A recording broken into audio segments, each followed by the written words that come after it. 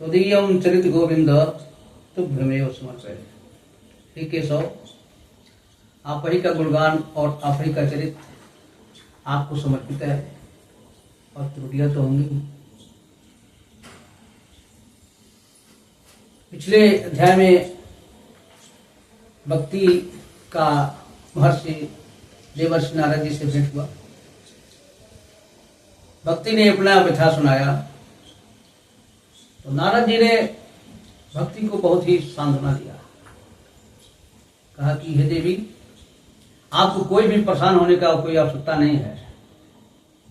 आप साक्षात भगवान श्री कृष्ण के स्वरूप से उत्पन्न हुई हो, उनकी प्रिया हो, और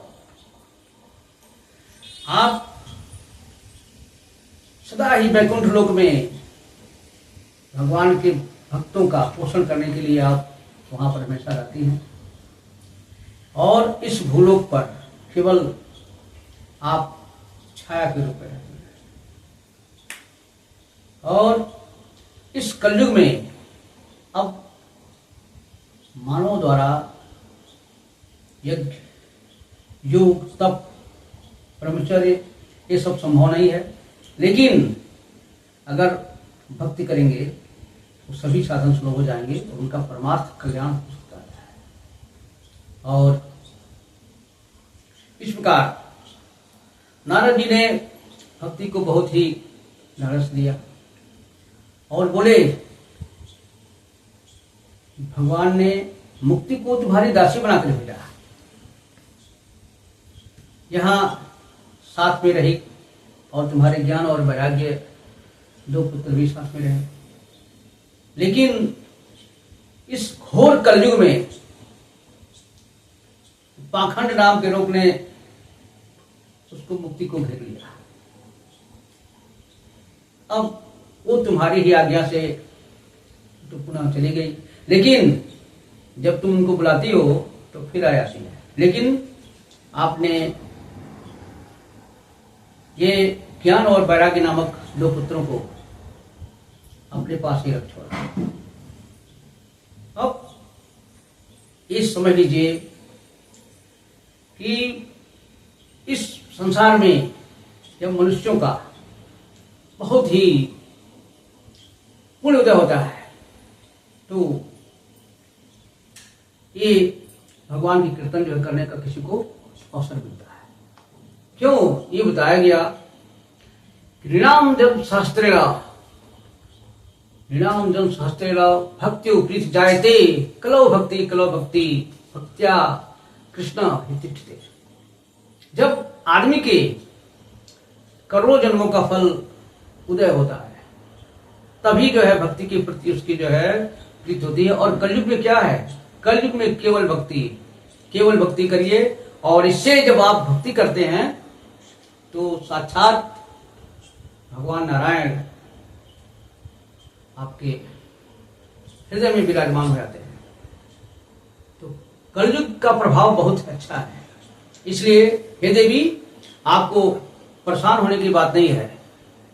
कोई मनुष्य जो है सिर्फ भगवान के नाम का कीर्तन करे, गायन करे, तो वो जो है इस आनंद को प्राप्त हो सकता है। तो भक्ति क्या बोलती है? भगवान, आपकी इन बातों से मुझको बहुत ही संतोष हुआ, बहुत ही हर्ष हुआ, लेकिन ये हमारे जो ज्ञान और वैराग्य ये दोनों हैं, इनका क्या होगा? अभी आप इनके लिए कुछ उपाय करिए, तभी हमको हार्दिक प्रसन्नता होगी। कहे ठीक है। उसके बाद देवर्षि नारद जी गए और दोनों के कानों में जोर जोर से कहे, ओ ज्ञान, ओ वैराग्य, उठो उठो उठो उठो, क्यों अलसाए हो, क्यों सो रहे हो? अब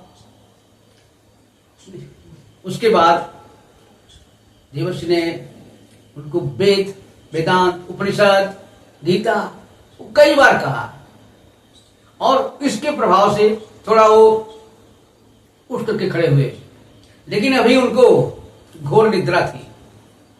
अब पुनः पुनः फिर वैसे जो है अलसाए हुए वो सो गए। अब नारद जी को बहुत ही जो है विषाद हो गया, अरे अरे इतना सब किया मैं और इसके बाद भी, तो ये चिंता होना तो स्वाभाविक था, लेकिन फिर भी नारद जी भक्ति को ये आश्वासन दिए और एक प्रतिज्ञा भी की कि मैं इस कलयुग में आपको और आपके पुत्रों को घर घर में स्थापित करूंगा, और अगर नहीं कर सका तो मैं भगवान का सेवक नहीं, भगवान का दास नहीं। ऐसी प्रतिज्ञा करके नारद जी बहुत ही व्यग्र मन से वहां से चल दिए। अभी वो कुछ दूर जा ही रहे हैं, तभी उनको एक आकाशवाणी हुई, और वो आकाशवाणी वहां जितने लोग थे सारे लोग सुने। मतलब वो भक्ति थी जो है, बहुत सारी नदियां उनकी जो सेवकाएं थी, वो सभी लोगों ने स्पष्ट सुना। कहा, हे नारद, आपकी मनोकामना पूरी होगी, आपका संकल्प पूरा होगा, और इसके लिए आपको करना क्या है, आपको एक सत्कर्म करना पड़ेगा। उसके बाद आकाशवाणी चुप हो गई। नारद जी बेचारे जो है इस सोच में पड़ गए कि ये तो थोड़ा एकदम अनक्लियर है कि क्या कैसा सत्कर्म करें। परेशान हो गए नारद जी। अब बेचारे गए, बहुत सारे तीर्थों में जो है भ्रमण किए, वहां पर जो भी संत मिलते, भाई बताइए ना जी ऐसी ऐसी समस्या है, मैंने किया पर फिर भी नहीं हुआ। तो लोग सुनते, अब क्या करें, कुछ समझ में आता तो उनको समझ में नहीं आ रहा फिर क्या किया जाए। जब ऑलरेडी जो है वो कह रहे हैं कि हमने जो है वेदांत सुनाया, वेद ध्वनि सुनाया और गीता शास्त्र सुनाया, कई लोग तो जवाब ही नहीं दे पा रहे थे जो है, और आपस में चर्चा करने लगे। ये इतना बड़ा विरक्त विज्ञानी जब गीता सुना दिए, वेदांत सुना दिए, उसके बाद भी कहे नहीं ये तो अशक्य है, अब ये इसका कोई दूसरा उपाय ही नहीं है, ऐसा संभव नहीं है। तो अब जब देखे कि पृथ्वी लोक में कोई संसारी लोग जो है इनका जवाब नहीं दे पाए, तो खुद अपने मन में संकल्प किया, चल करके हम बदरी मन में करेंगे, तपस्या करेंगे। हो सकता है तपस्या करने से मेरे कुछ भक्त की कृपा हो जाए और उनको इसका ज्ञान मिल जाए। इसके बाद तभी उनकी अकस्मात शनकादिक मुनियों से भेंट हो गई। वे कैसे थे? उनका प्रकाश करोड़ों सूर्यों के समान था, और वो साक्षात ब्रह्मा जी के पुत्र हैं, लेकिन हर हमेशा देखने में 5 वर्ष की अवस्था के होते हैं। नारद जी बोले कि आपका दर्शन अमोघ है, और इससे व्यक्ति के सारे मनोरथ पूरे हो जाते हैं, और आप हमेशा, वैसे तो आप वैकुंठ धाम में ही रहते हैं, लेकिन मेरा भाग्य है कि आप यहाँ पर दर्शन दे दिए, और आप हर हमेशा भगवान की लीला, भगवान का कीर्तन सुनने में व्यस्त रहते हैं। और आपका क्या है, हरि शरणम एव हि नित्यम येषां मुखे वचः अतः काल समादिष्टा जरा युष्मान भारते। क्या बोले कि आप तो हमेशा यही कहते हैं, हरि शरणम हरि शरणम हरि शरणम, और दिन रात एक भगवान जो शेषनाग जी अपने सहस्त्र मुखों से जो भगवान का गायन करते हैं उसको आप सुनते हैं। इसलिए काल का प्रभाव आपके ऊपर नहीं होता है, आपकी बुढ़ोती कभी जो है वृद्धावस्था है आपको आ ही नहीं सकती है। आप हालांकि पूर्वजों के भी पूर्वज हैं, तो आप बताइए कि मेरी ये समस्या है और मैं जो है क्या करूं। कहे नारद जी, कोई समस्या नहीं है, आप सब जानते भी हैं, बहुत पहले जब वेद व्यास जी इस 17 पुराण की रचना कर दिए, उसके बाद भी उनको सुख नहीं मिल रहा था। तब आप ही ने तो उनको ये भागवत का उपदेश किया था,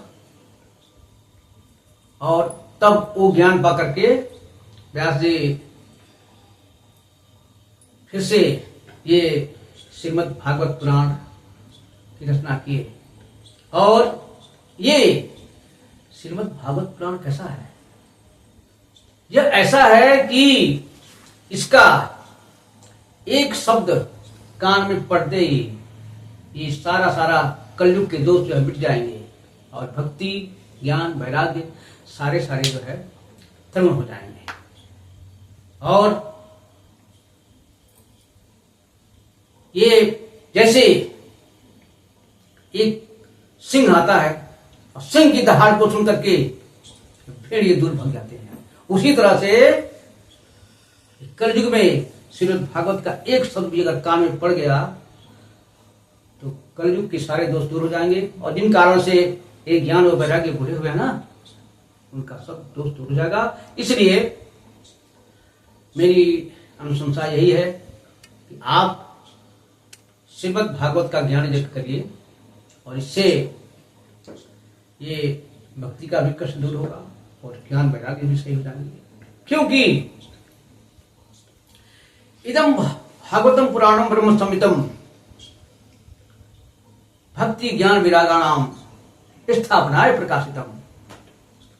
ये भागवत पुराण जो है साक्षात भगवान के द्वारा प्रशंसित है, और इसके श्रवण से, इसके कथन से, कथा सुनाने से ये भक्ति, ज्ञान और वैराग्य तीनों एक साथ आ जाते हैं, और इसी के लिए जो है ये श्रीमद् भागवत महापुराण है। तो मेरा आपसे यही है कि इसके लिए एक सप्ताह यज्ञ का ज्ञान यज्ञ करिए, और इससे भक्ति का कल्याण हो जाएगा। जय श्री कृष्ण, जय श्री कृष्ण।